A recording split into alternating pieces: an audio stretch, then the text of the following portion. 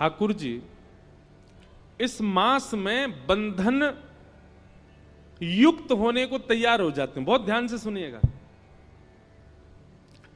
इस मास में ठाकुर जी अपने भक्तों को मानो ऐसा कहते हैं कि आप चाहो तो हमें अपने बंधन में बांध सकते हो। व्रत करो, नियम करो, प्रातःकाल उठ करके ब्रह्मचर्य का पालन करो, मंगला आरती करो, स्नान आदि करके पाठ पूजा नियम करो, अपने आप को श्रेष्ठ बना करके अगर आप अपने प्रेम पाश में हमें बांधना चाहते हो तो साल भर में कार्तिक मास ऐसा मास है जिसमें आप ठाकुर जी को अपने प्रेम पाश में बांध सकते हो। ठाकुर जी आपके हो सकते हैं। देखिए, ठाकुर जी को बांधना ही है अपने प्रेम में। भक्ति का मतलब क्या होता है?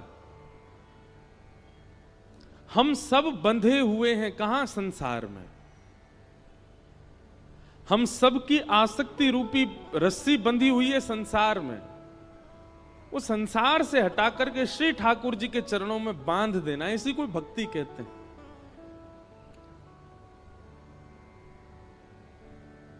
लेकिन संसार से जब हमारी आसक्ति रूपी रस्सी बंधी होती है तो हम बंधन में होते हैं। संसार तो मुक्त ही है, पर जब वह आसक्ति रूपी रस्सी ठाकुर जी से बांध दी जाती है तो ठाकुर जी भी बंध जाते हैं और हम भी बंध जाते हैं, दोनों बंध जाते हैं। पर जहां जहां हम जाते हैं, अनुब्रजाम में हम नित्यम पूये ये तन्य रेणु भी, भगवान कहते हैं फिर जहां जहां मेरा भक्त जाता मैं उसके पीछे पीछे जाता हूं। तो ये बहुत पवित्र मास है, ब्रह्म मुहूर्त में उठने की विधा है। अब हमारी तो स्थिति ऐसी हो गई है कि हम इतने थक जाते हैं कथाएं करते करते। अभी हमको थोड़ा सब संत जन भी कह रहे हैं, घर के लोग भी कह रहे हैं, अब अवकाश करना शुरू करो, कथाओं के बीच में 2-4 दिन का अवकाश रखो, थोड़ा आराम करो, पर हो ही नहीं पा रहा है। अब तो ऐसा हुआ है कि हमको आगे की कथाएं स्थगित करनी पड़ी हैं आराम करने के लिए।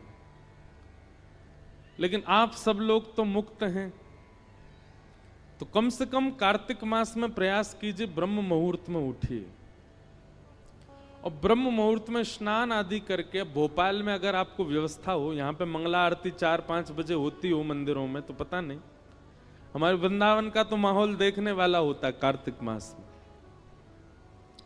सुबह से ही सब ब्रजवासी और दर्शनार्थी और आगंतुक जितने भी लोग होते हैं वे सब निकल पड़ते हैं। यमुना स्नान करेंगे, राधा वल्लभ, बांके बिहारी, राधा रमण, रास मंडल, सेवा कुंज, सब जगह मंगला करते हैं, ठाकुर जी के मंगल दर्शन करते हैं। तत्पश्चात दामोदराष्टकम का पाठ करते हैं, सुंदर सुंदर भावों का पाठ करते हैं, तुलसी जी की विशेष आराधना करते हैं, तुलसी के सूखे लकड़ों से ठाकुर जी की आरती करते हैं। हमारे एक पंडित जी बता रहे थे कि कोई संत कथा में कह रहे थे कि एक बार कोई चूहिया दौड़ करके जा रही थी तो गलती से तुलसी के सूखे लकड़े पड़े थे, एक लकड़ी पर पैर पड़ गया तो वो उछल करके ठाकुर जी के सन्मुख अर्पित हो गई कार्तिक मास में। तो उसका परिणाम ये हुआ कि वो अगले जन्म में ठाकुर जी की कोई अनन्य सखी बन करके आई, अनन्य कोई प्रियसी बन करके आई। तो हम सब चुईया तो नहीं है, हम सब तो मानव हैं। कहने का अभिप्राय, भूल से भी यदि ठाकुर जी को तुलसी अर्पित हो जाती है या तुलसी के सूखी लकड़ी से ठाकुर जी की आरती हो जाती है तो कार्तिक मास में उसका फल देखो। पुनः हम एक बात कह दें, वृंदावन की जो रस रीति है ना वो प्रेम की भरी हुई है, वहां पर पुण्य की कामना नहीं होती।